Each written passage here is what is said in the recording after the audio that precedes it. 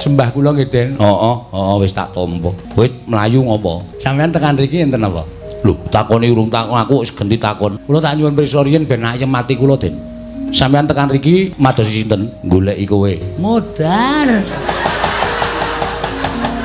Yakin, santai wae, Tru. Pokoke diikhlaske wae, anggere ikhlas lak nyawamu malah ora kangelan limrucut. Sik gong kowe iki omong apa? Dar kowe genti kowe sing diancam ora. Aku ora nantang bapakne kok. Kowe mlayu mrene ngopo, Tru? Dioyak Keng Rama. Bapak sapa? Bapak Pucung. Kowe lah sembrono petroke cucuk watu sisan gong-gong. Hei, sih. Aku ki wedi tenan. Ah ngopo, Tru kok doyak? Mesti ngono. Ngopo kok doyak? Ngandel ora.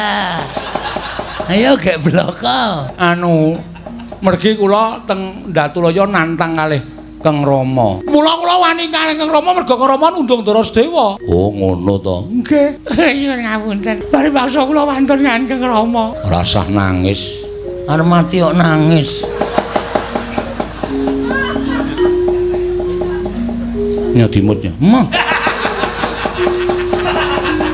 Irung kok kon ngemut.